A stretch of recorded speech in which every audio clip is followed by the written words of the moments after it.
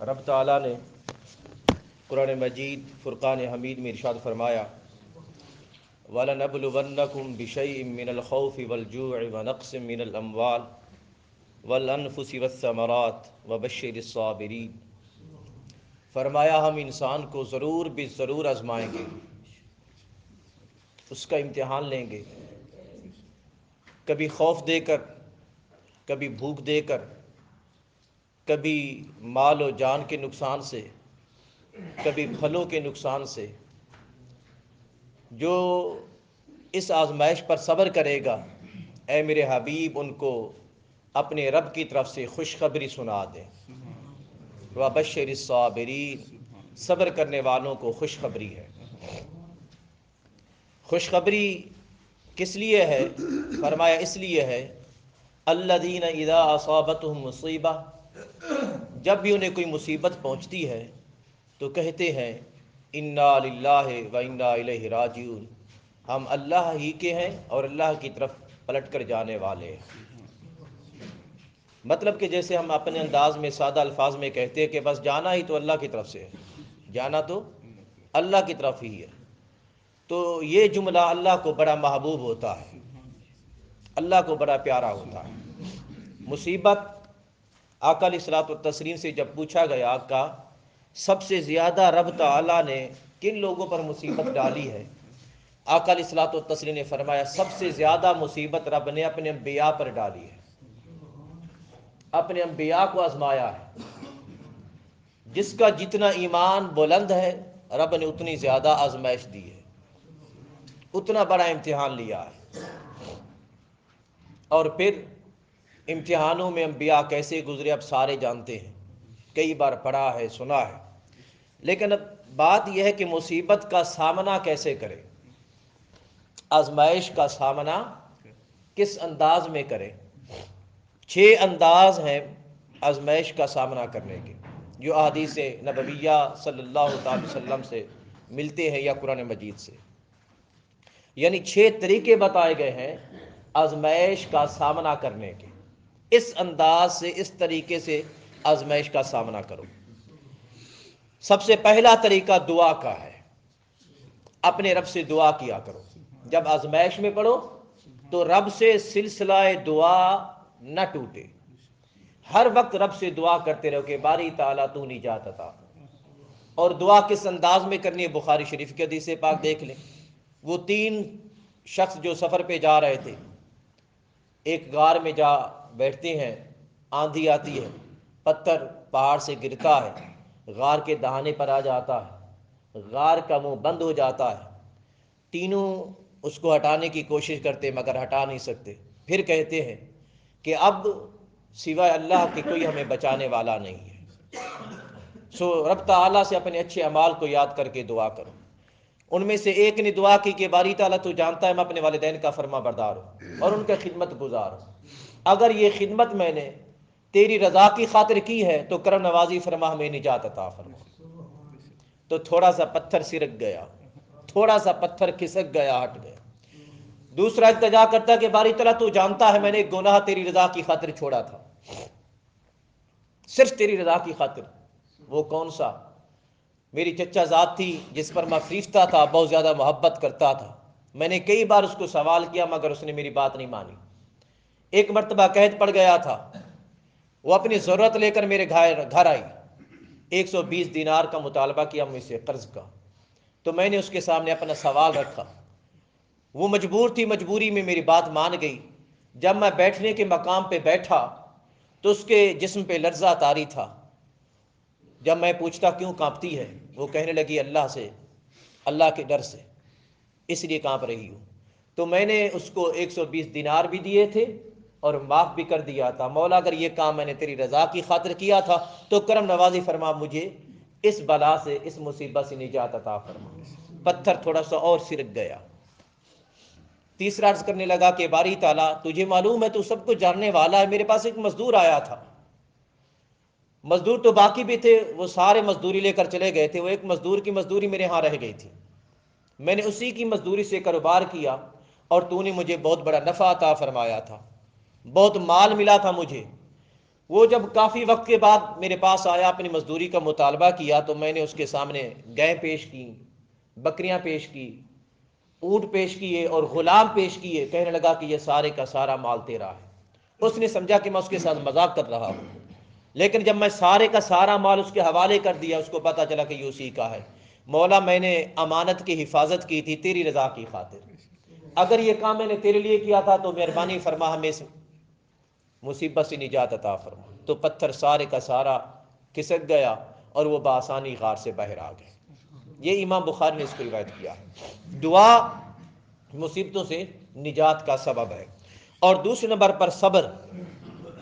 صبر کا دامن کبھی نہ چھوٹے. اگر آزمائش آ بھی گئی ہے تو صبر کا دامن کبھی نہ چھوٹے. حضرت ایوب علیہ السلام کا حال تو اپنے کل پرسوں سنا ہے.